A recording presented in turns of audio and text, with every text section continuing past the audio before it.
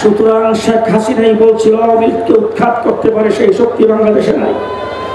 কিন্তু আওয়ামী লীগ যেইভাবে উৎখাত হয়েছে, শেখ হাসিনা উৎখাত হয়েছে, আপনি সংখ্যাগরিষ্ঠ মুসলমান মুসলিম দেশে রাষ্ট্রপ্রধান হয়ে ইসলামের বিরুদ্ধে কোনো কিছু করবেন, আমরা সহযোগিতার হাত গুটায় নেব, আপনার বিরুদ্ধে কাপড়ের কাপড় নিয়ে মাঠে নামতে বাধ্য হবে। আওয়ামী সরকার বাংলাদেশে যে হত্যাকাণ্ড নির্যাতন চালাচ্ছে তাতে প্রমাণ করেছে বর্তমান বিশ্বের দরবারে সবচাইতে বড় একটি সন্ত্রাসী সংগঠন আওয়ামী লীগ। জেলখানায় ছিলাম প্রায় 2 বছর। জেলখানার ভিতরে দেখেছি আবু সাইদ যখন গুলি খেয়ে মাটিতে পড়ে গেছেন, তার এক সাথী আমাকে বলেছেন তার জবান থেকে জোরে আওয়াজ হয়ে বের হইতেছিল আল্লাহু আকবার, আল্লাহু আকবার।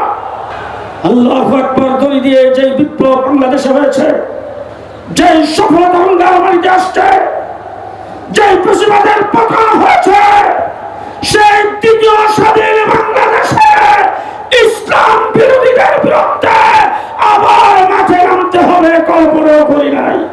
আপনাকে খেয়াল করতে হবে, দেশটা মুসলমানের দেশ, ইসলাম বিরোধী কাউকে দিয়ে কোনো সংগঠন করা যাবে না।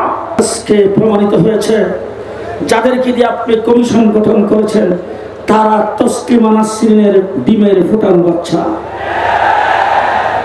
তারা বাংলাদেশের ধর্মপ্রাণ মুসলমান নারীদের প্রতিনিধিত্ব করে না, তারা পেশাদার প্রতিনিধিত্ব করে। নারী কমিশনে যাদেরকে রাখা হয়েছে তাদের সম্পর্কে একটি কথাই বলতে চাই, আপনাদের যদি এতই ইচ্ছা হয় আপনার দেহ আপনি যে কোনো জায়গায় বিলিয়ে দিবেন, বেশ্যাবৃত্তি করার যদি আপনার এত খায়েশ থাকে আপনি করেন, কোনো আপত্তি নাই। কিন্তু বাংলাদেশের ধর্মপ্রাণ মুসলিম জনতাকে বেশ্যাবৃত্তিতে বাধ্য করার জন্য আপনার কোন এজেন্ডাকে চাপা দিবেন,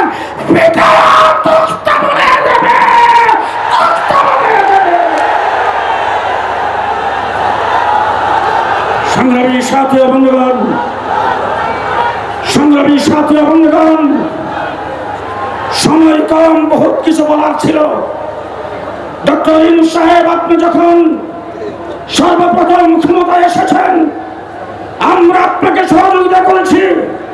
আওয়ামী লীগ পেশিবাদ ভারতের মুখের কোলে বসে এই দেশ থেকে আপনাকে উৎখাত করার জন্য সর্বপ্রথম যে কাজটি করেছিল সংখ্যালঘুদের উপর নির্যাতন, সেই নির্যাতনের আওয়াজ যখন উঠেছে আমরা মন্দিরগুলোকে পাহারা দিয়েছি, আমরা এই দেশের রাস্তাঘাটে ট্রাফিকের কাজ করেছি।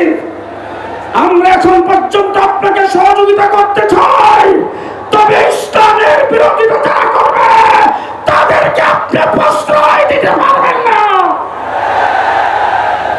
নতুবা আপনাকে জানাই দিতে চাই, যদি আপনি ইসলাম বিরোধী কোনো গ্রুপকে প্রশ্রয় দেন, বাংলাদেশে ইসলামের বিরুদ্ধে কোনো আইন, কোনো সংস্কারকে চাপাই দিতে চান, শেখ হাসিনা পাক করা ভাত খেয়ে যাইতে পারেন না।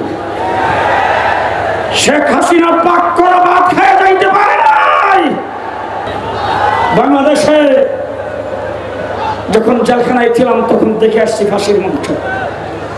ফাঁসির মঞ্চটা জেলখানার ভিতরে একটা কোণার মধ্যে ফাঁসির মঞ্চ বানানো আছে। রাত্রে 12টার পরে সেখানে ফাঁসি কার্যকর করা হয়। বাংলাদেশে শেখ হাসিনা যে নির্যাতন চালাইছেন, যেইভাবে গুম হত্যা করেছেন, দেশ থেকে যেইভাবে লুণ্ঠন করেছেন, শেখ হাসিনার বাংলাদেশে আসতে পারবে না।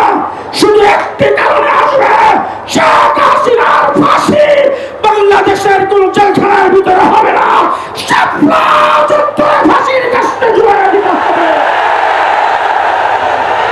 সংগ্রামী সাথী বন্ধুগণ, আজকের এই সমাবেশ বাস্তবায়ন কমিটির আহ্বায়ক হিসাবে যারা যেখান থেকে কষ্ট করে এসেছেন, সাংবাদিক বন্ধুরা দায়িত্ব পালন করেছেন, আইন শৃঙ্খলা বাহিনীর তারা দায়িত্ব পালন করেছেন, স্বেচ্ছাসেবকের দায়িত্ব যারা গ্রহণ করেছেন, সকলকে ধন্যবাদ, মুবারকবাদ জানাই শেষ কথা বললাম। থাকলে আমরা থাকবো। আস্তে করেন, আস্তে আস্তে আস্তে। আমি আমার কথা বলছি আপনাদের কাছে।